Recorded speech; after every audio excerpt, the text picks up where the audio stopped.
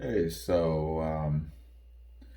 I'm comedian Shane Moss. I thought I'd tell you a little bit about some of my touring plans because people ask me a lot, and sometimes comedians ask me for my perspective, and it's just conversations that I'm having a lot these days. So now here's a link that I'll be able to send people to bore people to death with my many considerations.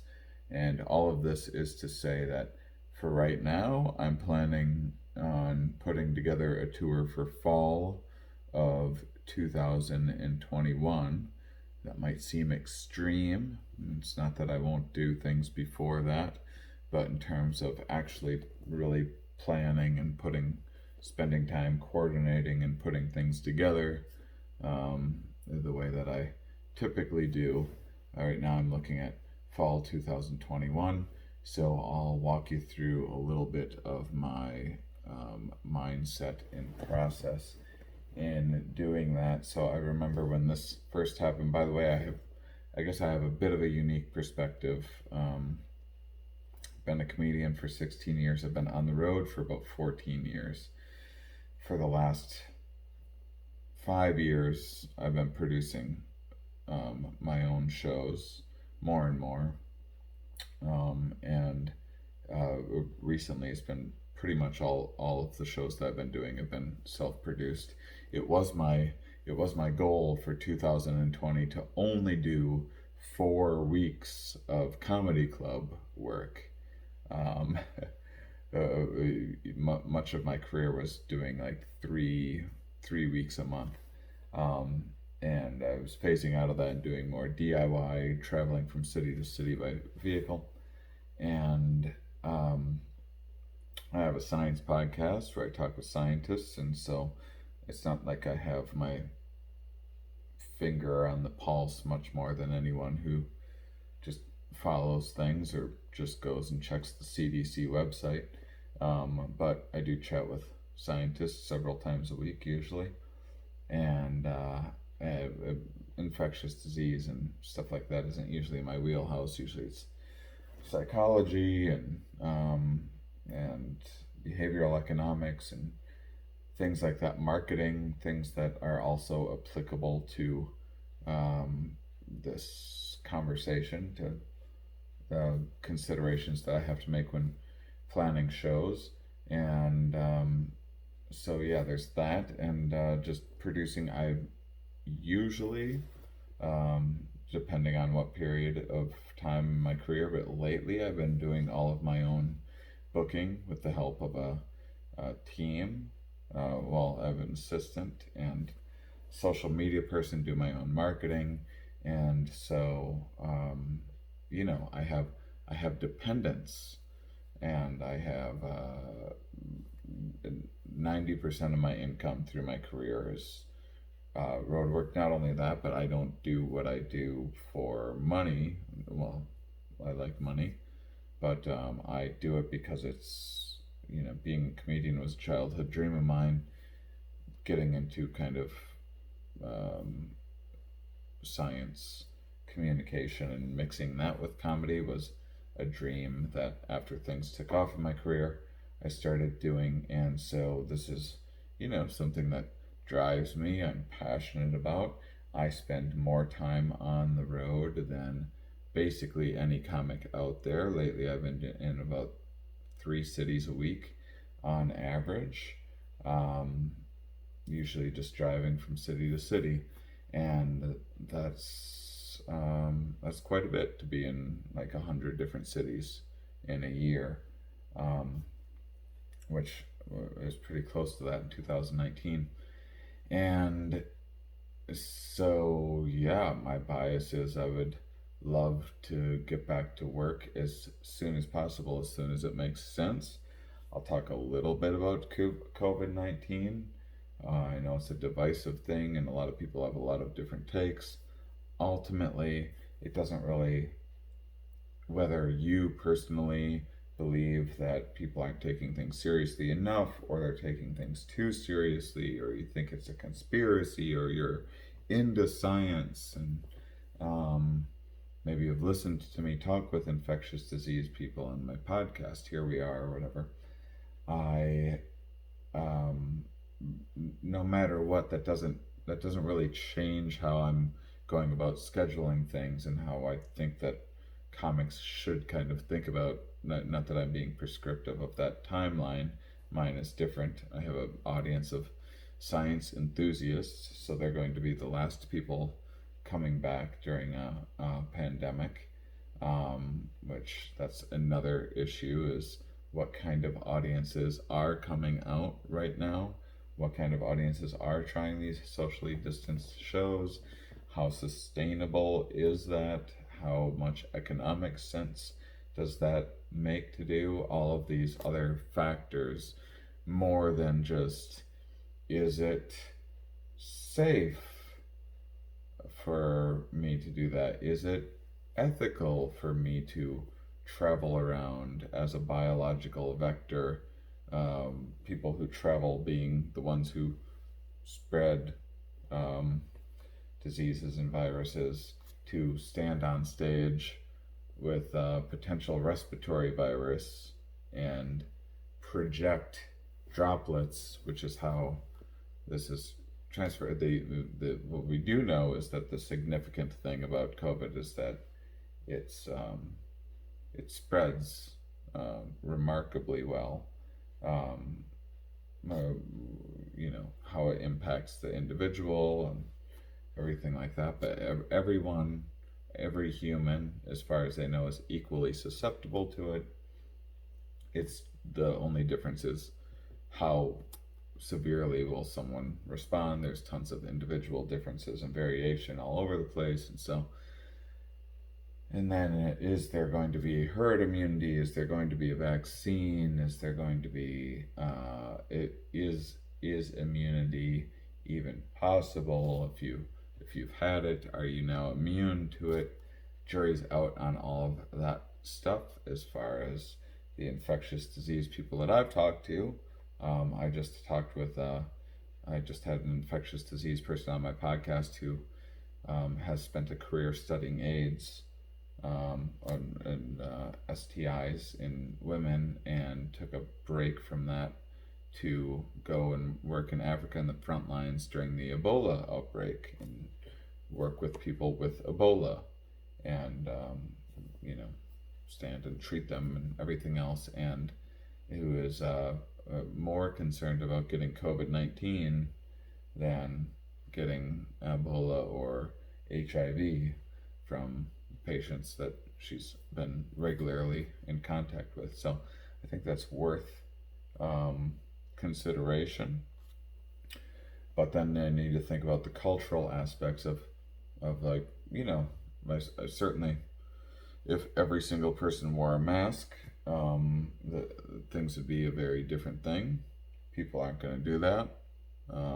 That's it might change, but right now, we're really dropping the ball, and I need to factor in the amount of misunderstandings and misinformation that there is, because that will prolong the virus and therefore prolong the time before I can reasonably predict to perform. I could go out and do a show, a socially distanced show. I've been offered bookings, but to book something and then 3 months from now have it not work out, and there's just, for me, it's not making a ton of sense when I can instead use this time to focus on making my podcast better, to focus on being a better business person. There's lots of opportunities, things that I never thought about before, things that I'm learning, the things that I'm experimenting with that I never had time to do, traveling as much as I did. And so it's an opportunity for me to make my business better. I'm approaching it as, rather than trying to just do things as a holdover until I can tour again, I'm doing things that will be in that will improve my career as a whole going forward for the next several years of my life, that will help improve my numbers on tours when I do go out touring again. And all of that seems like a little bit better use of my time than scheduling something, having to reschedule something, flying somewhere for an audience that is really uncertain. I usually am doing door deals these days. I could go and fly to a club and get a guarantee. Guarantees are, so, to do that, they're asking me to do much lower than clubs that are doing socially distancing are at 35% capacity. Um, and and that's if people show up. What are the people that are showing up to a socially distanced club and getting their temperature taken and see and all of that? That's a whole other conversation um, that I'll address too, about what I think about some of what I've seen um, people experimenting with, and my skepticism of how it would work. I think a lot of people are pretty desperate and their backs are against the wall. Um, you know, Stress also makes people, and having bills to pay and everything else, makes people anxious, makes people not the best decision makers, and and so uh, you know so far I haven't seen anything that I've been like, no, that's a good idea. That's a sustainable business in a way that live stand up could really work right now. To me, I would think that live stand up comedy would be the last form of live entertainment to come back as like a really economically viable thing. I'm sure there's going to be really big acts that can do something a third of the size and do okay for themselves. But but I remember in March when I first started learning about it, and I thought at first I thought me being someone who made an album about the negativity bias and people kind of overreacting to negative emotions. I thought this was just run of the mill um, news, scaring people for ratings, mass hysteria. And there is a lot of that happening in lots of different directions. And but I didn't take the pandemic seriously enough at first until the quarantine kind of already started happening, and then I actually had the chance to actually talk with people that like a theoretical mathematician that models pandemics, infectious disease people. And as soon as I did, I was like, well, that's that. It's plain and simple. I don't. I'm. I've been a comedian for 16 years. There's a lot of like hope and wish thinking that happens, and a lot of that stuff only gets you so far. And sometimes in life, there's black swans that happen, these unexpected events that pop up out of nowhere. Sometimes they're really good, sometimes they're bad, but these really unforeseen things that you didn't and couldn't really consider. And right away I was like, well, that's that. Figure out something else for a while. And when I posted on Twitter and stuff that I wasn't going to be booking until August, and that was just so people wouldn't call me crazy. People couldn't believe, people were still thinking it was just going to be some snow day or something, or a few weeks off. People thought they'd be able to maybe like scramble and do some fun virtual stand-up comedy shows to make $50 here and there, and to hold them over for a month until they could be touring again. And I probably came off like a bit of a jerk to some people, but I just tried to get it through people's heads that that's not the reality of the situation. And because I care about comedians and I care about comedy clubs, and you know, I've wanted to be a comedian my entire life. It's been an incredible dream of mine to get to do it. I've most of my friends are comedians. Um, Comedy clubs are something that I've done more than most any act out there.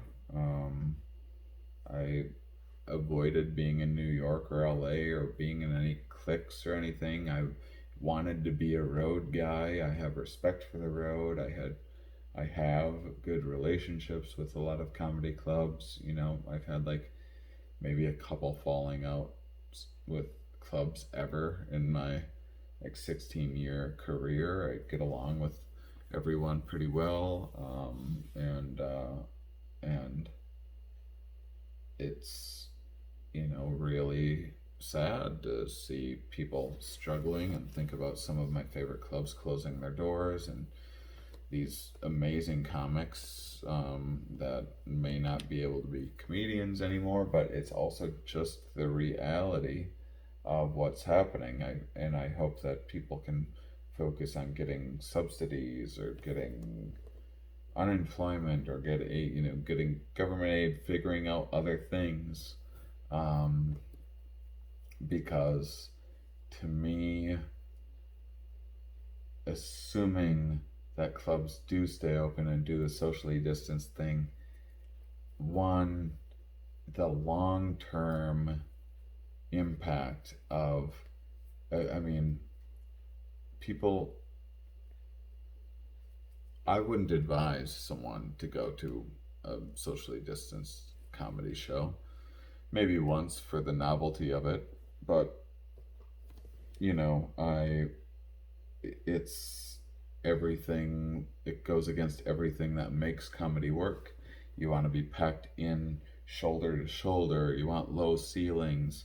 Laughter's contagious. You want to be up close to the front row, and all of these things that are the worst thing to do when there's a contagion that you're trying to avoid. It seems like there's people potentially, uh, you know, bigger costs involved of having to shut down when, or getting bad press, or all of these other things that can happen. All to take a risk of performing for much less money than usual. Anyway, if I'm gonna already be making less money, why not use this time to invest it, make less money doing Patreon and podcasts and stuff like that? Try to get any kind of grants or aids or aid or anything that I can get, and I, the problem with going to a socially distanced comedy club is people don't have a sense of, as any comedian or good club owner knows, you have to guide people. You have to like make people sit in the front row, or they'll naturally want to sit in the back.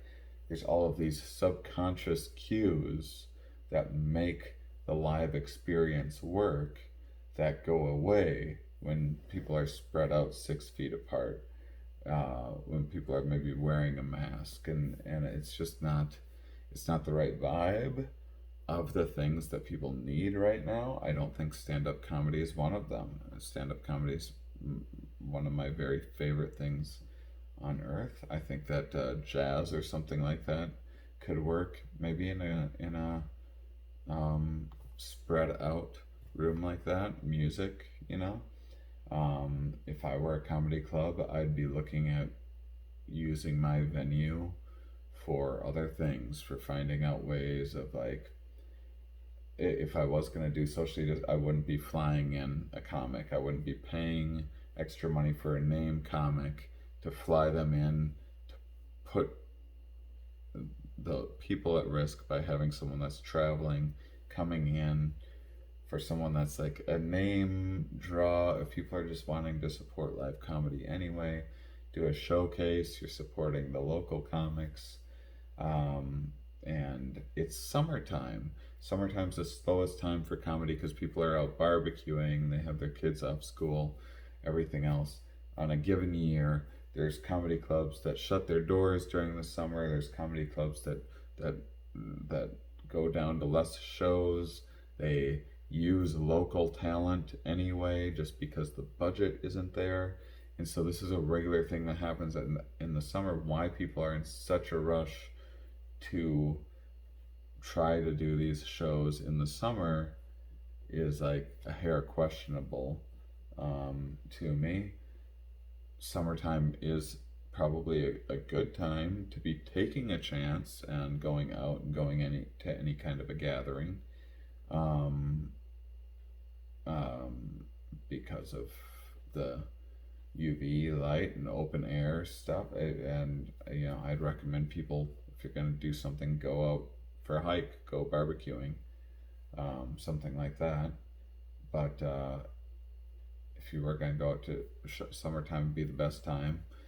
Things should probably spike in the fall or winter. That may not be we might have more herd immunity than we realize, but I would say that's unlikely from the little bit that I know. I don't consider myself an expert on the subject, and sometimes I tell people this, and they're like, "Well, yeah, but if this group, if these protesters or that protester, or people would wear masks or whatever." Like, I don't really, it doesn't really matter that much what your perspective is, or like who's to blame. Like, I'm ultimately, those are all just things that I have to factor in. Who do I think is going to be elected? That will make it a change. If it's Trump for 4 more years, or if Biden takes over and there's a new that changes the dynamic of our culture, and how who's going to feel comfortable going out more and going to shows. Those are all things that I have to factor in. At the end of the day, I have to look objectively as possible at it. And so I just don't. I was talking with a friend the other day that was like, lost his bartending gig and was looking for another bartending gig, but he's done a bunch of other things. It was his first bartending gig anyway. He's like, well, why? This is not the time to be in the service industry. He's like, well, this thing's blown out of proportion.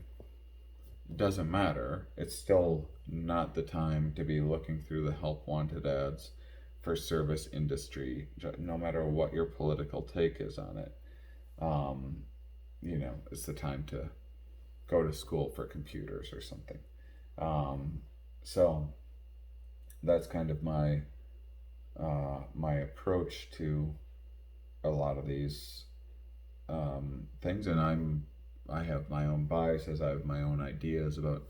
I don't really think people should be doing and putting a bunch of effort into doing virtual stand-up shows. I think the novelty will wear off really quick if it hasn't already. I think it is a poor representation of comedy, much like people going and doing a socially distanced club. People might be giving you generous laughs, maybe, but they're going to be having to try harder to laugh, to be supportive. It's going to make them feel forced, and rarely are people going to be like, that was pretty good for the conditions that we were in. People are usually going to be like, oh, that wasn't really funny, and now I just risked my life, or possibly got sick, or even if the chances are low, people might feel like a little bit burned by that experience. That might be people's memory of stand-up comedy. A lot of people go to one stand-up comedy show in their entire life, or maybe one a year, and unlike music, you get burned once, and it's over. And you can see the clubs that are opening up, seems like they're pandering to not the brightest audiences. From what it looks like to me, is there's a lot of like people of Walmart kind of situation. that are going out to these clubs, the people that are anti-maskers are the type of people that are going to comedy clubs right now. Is that the group that you want to perform for? Doing intelligent comedy was already hard enough, and that's the kind of comedy that most people need to make specials and things like that, take things to the next level usually. A little more comedy savvy, a little more cerebral things. So, I guess you can keep grinding it out on the road and, sell merch to the, you know, um, most kind of lowbrow crowds out there, and that's ultimately what you're going to be getting, I would imagine, and that's not the audience that I'm trying to build. And so, yeah, I mean, same thing with these virtual shows. The audience is an instrument that the comedian uses. It's a whole thing, to have a whole setup and stage and lights and you put together a whole production, and that's part of the magic. That's part of the illusion, and you no longer have that same instrument. I'm not saying that people can't pull it off. I'm saying it'd be very difficult, and your average person isn't going to pull it off. So just putting five of your favorite stand-up comics on a virtual show, putting it out for people. I mean, I haven't really watched many of them, so I shouldn't judge. But and now people are able to see. Now I'm not going from city to city doing the same joke. I'm having to either write new material each time or whatever, tell the same jokes over and over again. That's going to be hard for people to want to see. It's going to burn through material. You don't have a real open mic platform to try out new material. Well, you can maybe use social media for that. So, I have a lot of just comedy perspectives, not just like, is this safe or not? Really, that's like on the back burner for me, ultimately, is how safe is this, because it's probably not going to make the biggest dent in things if one person, goes out trying to tour and fill some rooms with shows. But if everyone's doing that, things just going to keep lasting longer and longer. So, those are a few things. I think people just need to innovate. I don't know what the solution is. Use your club to put together community meetings, or comics have a lot of opinions about life and can be or attempt to be like modern day philosophers or whatever. Why not hold community meetings and things like that during in a comedy club instead of a regular different meetup group or community meeting? Have people get together with comedians and serve drinks out. Then you don't need to do the setup punch thing. You can have local comedians, being funny and riffing naturally, and having people be engaged and having meaningful conversations with one another, and build community, something like that, and encourage people to buy season passes, or gift certificates or whatever. People that want to help and support buy those things now that are available for the future. I would say, if you are someone that you really love live entertainment, you miss live entertainment, you want to support it, I would honestly say, think about how much you want to spend on live entertainment. Double it, triple it if you want. And I would set that aside I would have that in a piggy bank each weekend, each month, whatever that you fill your live entertainment fund, and next year or whatever when things change, um, go to the most live entertainment that you've ever been to. I think that's how things are going to create the most. That's how you can be the most supportive, or use that money to support your favorite artists on Patreon or whatever, or use the time to.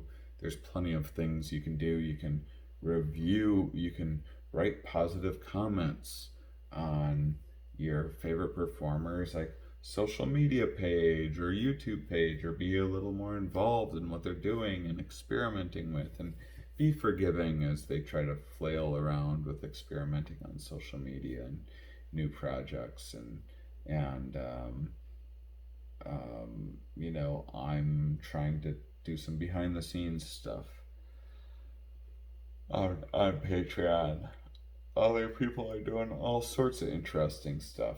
And or again, just set aside that money like you'd set aside vacation money or something. Have a live entertainment fund. Save. Maybe you have a sweet job working remotely. You love comedy and you've always wanted a comedy club or a music club or something like that. Well, guess what? There's going to be some places closing their doors, and there's going to be places that you're going to be able to buy. You're going to be able to get quite the bargain on. And that's just, I don't want any of these venues to close. That's another thing with trying to plan. If I try to plan something 6 months from now, how do I even know that venue is going to be open? It's no venues are offering any guarantees or anything right now because they don't know, and they don't want to lose money on guaranteeing things. There's bigger acts bumping down to smaller rooms. That's kicking out smaller guys like me potentially. And I'm not here to discourage anyone from anything. In fact, me telling people my plan is not really in my interest, because there's only so many venues and so many spots and blah blah blah, and people are already looking to next year. People are already thinking the way that I'm thinking about this. Maybe not quite as far out, but a lot of people are. And those spots, that's going to make it harder for me to book things. If every entertainer was like, "Wow, we heard what Shane Moss had to say, and it made a lot of sense, and we should all be booking for fall of 2021." These are spots and venues and spaces that there's competition for, and I'm saying all of this because I care about comedians and venues in these clubs. And I'm sure that I'm wrong and misguided in a lot of ways. That's the other thing. I'm happy to have anyone correct me. I'm just hashing this out just like everybody else is. And it just seems like a very, very tough situation for everyone right now. But fact of the matter is, on the list of essential jobs, stand-up comedy is going to be way down there. So maybe try a web series, try a new podcast, a bunch of things, and everyone else is doing that right now. It's hard to break through. It's hard to get attention. It's hard to just be another Zoom conversation as a whole bunch of other people are trying to do this same thing and start their own podcasts and stuff too. And these are scary, tricky times, and I'm broke and nervous and scared, and I have people that depend on my income to make a living, and I just think people just need to to face the reality of this situation. Because if we did start facing the reality of the situation and started sharing more of this with people, maybe people would have a little more safe than sorry attitude, maybe start wearing masks more often, maybe plan a little bit better, maybe fight for things like universal basic income and things like that maybe they weren't a fan of before or never thought of before, but are now something that might be looking a little more promising. But I think what is not promising is the idea of trying to put together stand-up comedy tours right now. And normally I'm going city to city, so I can see a world where, well, before this, I'd fly to a comedy club and come back because things have gotten better. But in terms of driving from city to city, with the way this is politicized, with every city, every state having different leadership, different takes on things, different people opening up at different times, all of these different areas having different spikes. It's just way too unpredictable to map out a 60 city tour to drive around in. That would be like 3 months from now or something like that. So, fall 2021, I'm putting together a bunch of stuff online, doing a bunch of digital experimentation. You can go to ShaneMauss.com to see all of the different remote things that I'm doing if you're interested. And let me know if you have any questions. I was going to make a whole bunch of other points, but that's all that I can think of off the top of my head. I just got off the phone with a booking agent earlier today, and we're hashing this out. He maybe wanted to book a little earlier than I do, but not much earlier. And so, you know, that's someone that deals with a lot of these venues regularly, and that's what they're seeing too. So, I'd say just be safe out there. Do what you can to keep spreading good information and limit the spread of this. Limit the spread and buy science and medicine some time to do their thing, because it's been a very short little time, and I know that people are going through some quarantine fatigue and are going to want to start going outdoors and are already gathering for various causes and reasons, and bars are opening and people experimenting with a lot of different things. But this is not over. The numbers are going to be going up again as people loosen up, and that's just how it is. So yeah, might be wrong, but